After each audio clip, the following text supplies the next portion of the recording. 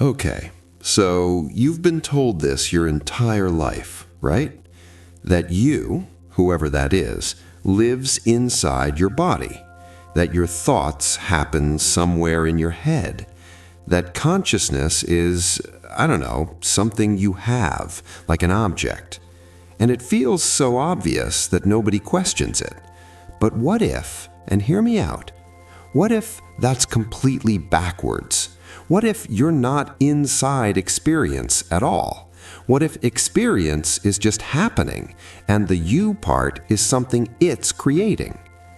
Once you actually see this, everything kind of falls apart. In a good way. Right now, there's this sense of being someone, isn't there? Like a center point, an eye that's watching everything. It feels solid, permanent. You'd bet money on it being real. But if you actually look at what's happening, your thoughts constantly changing. Your emotions up, down, all over the place. Your body literally replacing billions of cells every few months. Even your memories, they're not fixed. They reshape themselves every time you recall them. So here's what doesn't make sense. If every single part of you is always changing, what exactly feels like it's staying the same? Like, where is this permanent self?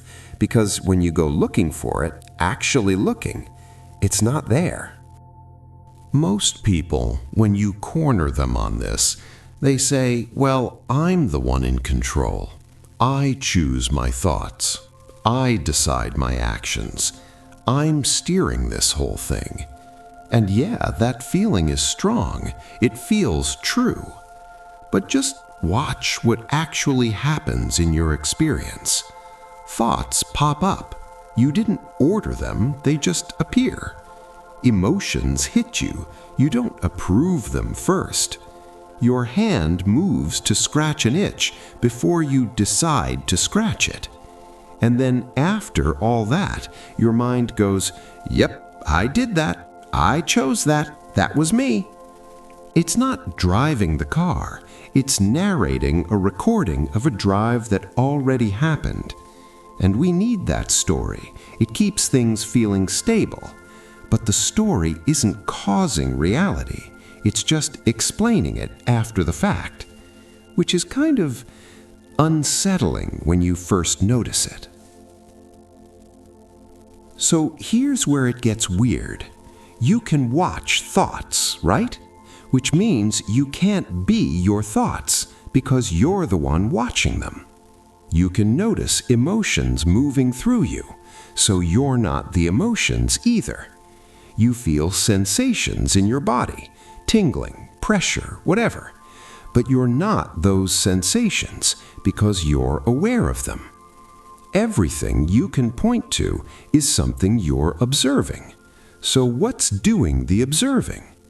And this is the part people miss. Awareness itself has no shape. It doesn't age. It doesn't have opinions. It doesn't come and go. Things appear in it. Those things change, but the space they appear in, that doesn't. And when you notice that, really notice it, the solid self you've been protecting your whole life starts feeling less solid. This is why meditation freaks people out, by the way.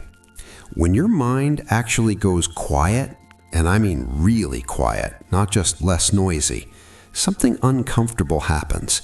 The narrator shuts up. No constant commentary, no labeling everything you see, no urgent need to have an opinion about everything. And without that voice, the you you're used to feeling starts to disappear. Most people panic. They think something's wrong. They feel empty, disconnected, bored. But nothing's actually broken.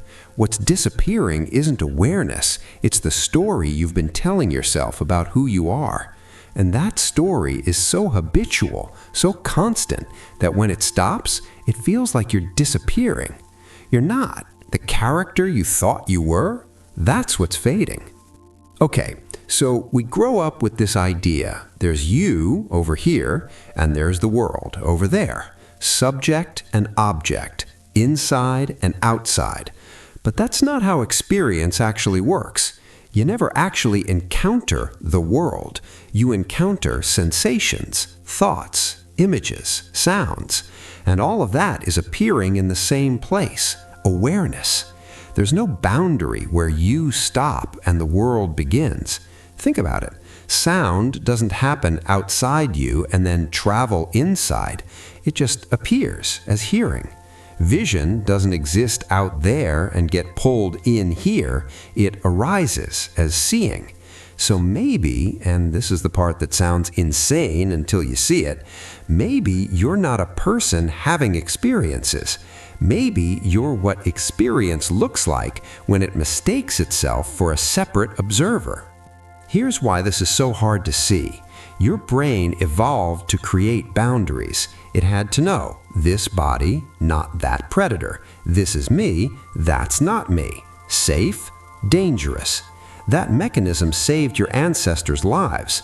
But somewhere along the way, the mind confused a survival tool with truth. It started believing the boundary was real, that there's actually someone inside your head running the show. But right now, not theoretically, right now, is there actually a little person in there watching a screen? Or is there just seeing, just thinking, just sensation happening? No center, no pilot, just experience doing its thing. Look, this isn't some mystical thing. There's no flash of light, no cosmic download, no enlightenment certificate. It's just a quiet recognition. The pressure to be someone, it relaxes. The need to control everything, it softens. The constant self-monitoring, it just stops mattering as much. Life keeps going. Thoughts still show up, decisions still get made, but without this exhausting full-time job of being someone. And here's the thing that doesn't make sense until you experience it. When you stop trying to be a self, everything works fine, better even, because there's no one left who needs defending, no one who was ever actually there to begin with.